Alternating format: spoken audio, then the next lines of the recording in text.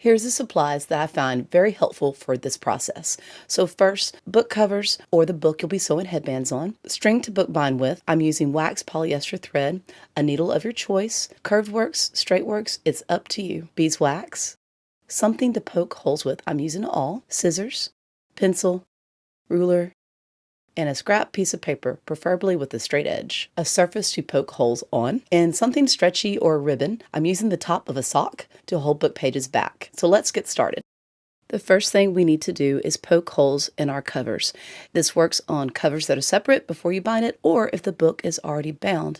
If you want your headbands in line with the holes of your book, then measure from the top of the book or the bottom of the book down to that first hole. And then go ahead and mark it on the other side of the cover. That will enable you to have them in line, but that is not necessary. You can put them wherever you want. This is when the scrap paper comes in handy. You can plan out your headbands. Plan 2 or 3, however you want. Remember, all the threads link, so they'll make an upside down triangle because the threads have to connect.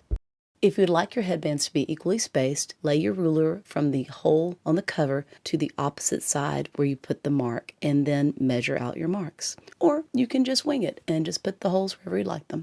Next, repeat the process on the bottom of the book. The holes that I put in my covers are not all equally spaced, so I like to measure from the bottom as well. I'm just repeating the same process. And then you'll do the opposite cover.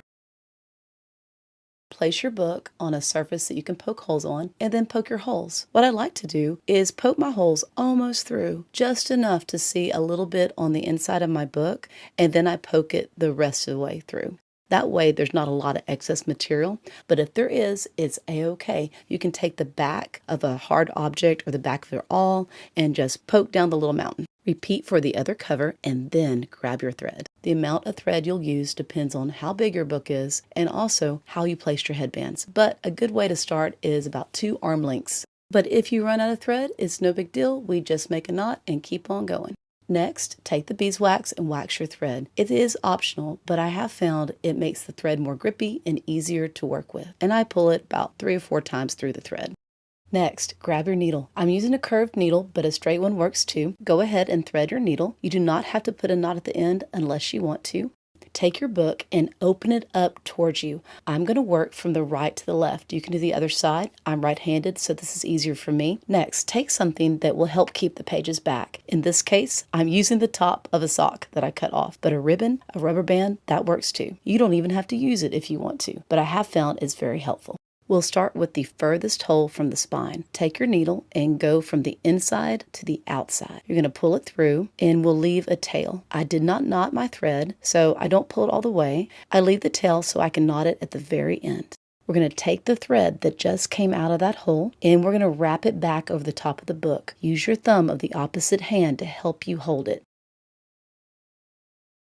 That's what it should look like. We're going to take that needle and go back from the inside of the cover to the outside again. Basically, we're making a loop. So poke your needle through, pull the thread all the way out so that it makes a loop. Once you get it through, you can adjust the thread if you want to. If you've waxed your thread, the beeswax will make it sticky. Then we're going to go back up over the top of the book again. Stay to the side closest to the spine. In this case, it's the left for me. And we're going to make an X. That's what it should look like. Take your needle, and now we're going to go underneath the X where the threads cross. Remember, we're going from the inside to the outside of the cover, that direction. Pull your thread. What we're doing is we're making another little loop. You can fix the loop if you need to, then take the thread that just went under the X and wrap it back around. There's the loop. You've made your first stitch in the link of loops that we're making. Take your needle and we're going to go back out the hole from the inside of the cover to the outside. Try not to catch the threads. Not the end of the world if you do, but it's easier if you don't catch them. So we're going back through. Now we've made our first official stitch. This is what the pattern will be. And here on out, everything is the same. I like to use my finger to hold the thread. It keeps it separate, enables me to better see what I'm doing. This time we'll take the thread back around, we'll loop it over the top of the book, then instead of having a normal X to go through, we're going to go under the X that the last loop made.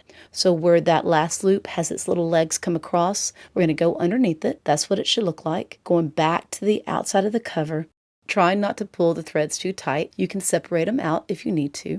then wrapping that thread back around towards the inside. We've made loop number 2. Go back out through the hole again. This is the same stitch. This just repeats the entire process from each cover through the signatures and the other cover. You have to decide how many threads you want to pass through the hole. Every time you pass through a hole, your little headband section gets wider, a little triangle up top, so it's up to you. Usually I do 5 or 6. But sometimes I just keep on repeating the process through the same hole until it gets tight, or I reach the halfway point between the next. If you're finding the tail of the thread is getting in the way, you can either tuck it away, like I'm doing, or you can use tape or a rubber band to help hold it out of your way. Take the thread that's on the outside, loop it back over the edge of your book, then take your needle and go back under the X. If your loop is pulled kind of tight like mine are, what you can do is use your needle to loosen up the strings and then push it underneath the X and pull it out the other side. And that's what it should look like. Loop it around and go back in the hole. It might take a little bit of time to get used to it. It's a little awkward if you're having to hold the book like I am. I haven't quite figured out the best way to sew this. Usually it's in my lap, but today, for y'all's sake, it's on a table. Just go ahead and squeeze the thread. You can kind of space them out and then judge if you need to move on to the next hole in the cover or keep on going in this hole. Just like before, the process is the same. Once you take that thread up over the cover, you go back underneath the legs of the X, back to the outside, loop it around, then back through the hole. Space out your threads, then loop over the cover again. Everything's the same. You're looping over, you're going underneath the X, back to the outside, but this time, instead of going back into the same hole, we're going back into the next hole. Use your thumb on the non-sewing hand to help hold the thread out of your way, then go into the next hole. Pull your needle through, and the process completely repeats. Everything you've done before, all the normal link stitches, you're repeating. Go up over the cover, back through the cross of the loop, the little X.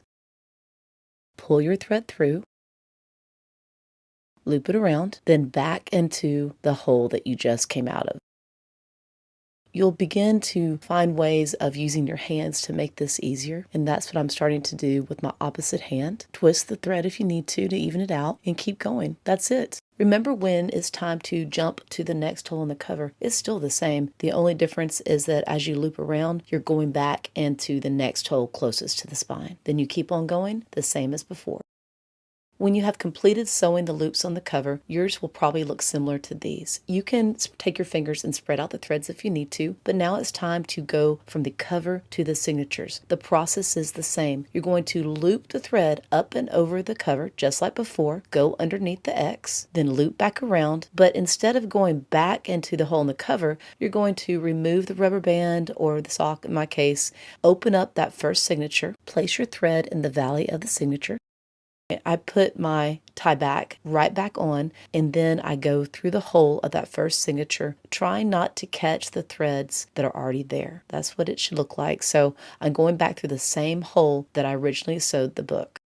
It looks a little different, but the process is the same. You're still going to go back up over the top edge of the book, go back underneath the X that the last loop on the cover made. So that's what it should look like. You're going to go back underneath that X, same as before, pull your thread, and then wrap back around. You're making the loop, just like you did on the previous stitches. It just looks different because now we're going in between the signatures. This is where it gets a little bit challenging because you're having to fight the pages. So a tie back comes in handy. I'm opening up the page of the next signature, placing my sock back on. You can even get an additional tie back if you like. Take your thread, place it in the valley of that next signature. Go into the hole of this signature, making sure not to catch the threads. If you do catch the threads, you can pull the needle back out and go back through and try to avoid them. It will make the thread snag and the needle snag, and it makes it a little bit more difficult.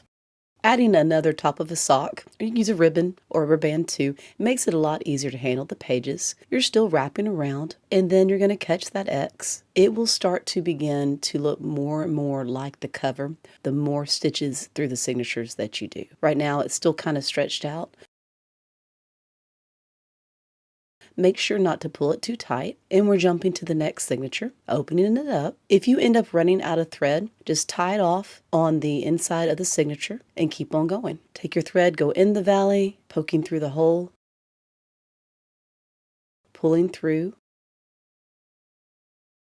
then turn the signature page, open to the next signature, place your tie backs, loop around, catch the X, make your loop, adjust the thread so that the X is on top if you need to, open up to the next signature. You see, it's getting redundant, but it's the same process. If you're having a hard time getting through the hole in the signature, what you can do is take your needle and push back the threads of the binding so you can poke your needle freely through the hole without snagging any of the threads. Then just keep on sewing. Repeat these steps until you get to the last of the signatures in your book. On the last signature, you'll go through the hole the same way. You'll loop around. You'll still catch the X in the same manner. This time, you'll move that group of pages over to the rest of the signatures and tie them back, and then you'll go into the first hole on the next cover. At this point, this is what your book will look like. To start the next cover, you'll loop around the top edge of the cover, hold the thread with your thumb, then go and catch the X on the last signature. You can adjust the threads and loop back around. This time, we're going into the first hole on this next cover. Try to avoid the thread of the binding. If you do catch the thread, just pull the needle back and stick it back through, loop over the top. Catch the X on the thread that looped the last signature. Pull through. It's the same pattern, it just looks a little different because we're crossing into the cover. That's what it looks like when you open your book. Loop the thread around and go back through the hole in the cover. You're still working from the inside of the cover to the outside. Pull your thread through, loop back over the top of the cover again, and catch the X of the first loop that you created on the cover. Pull your thread, and everything is exactly the same as you've sewn the entire book. Adjust your threads if you need to. It'll take them a second to get onto the top edge of the cover again. That's totally okay. They will start to line up again as you continue to sew. Wrap around, go back through the hole in the cover, adjust your threads. That's what it should look like.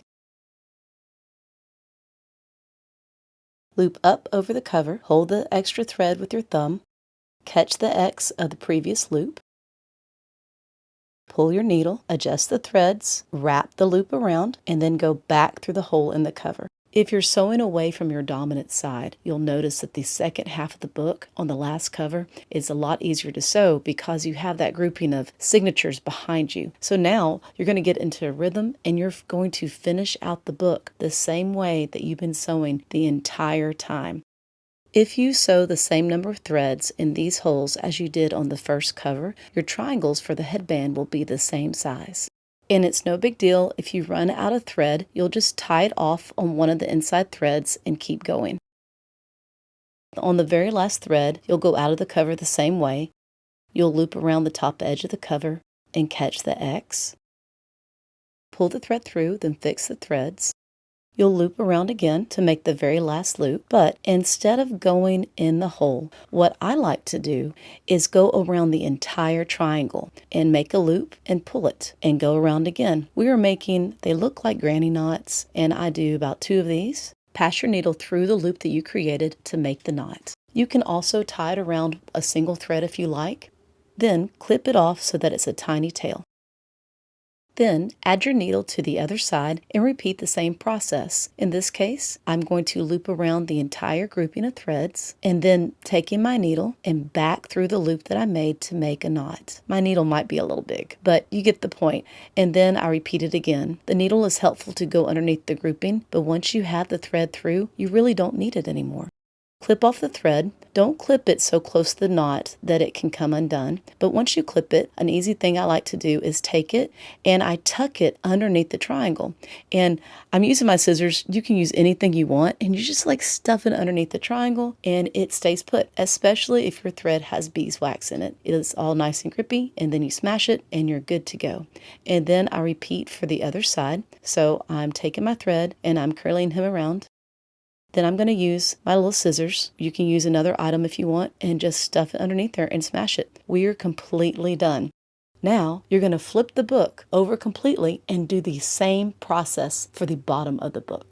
Want to learn how to sew this binding? Check out this video. Thanks for watching and happy arting.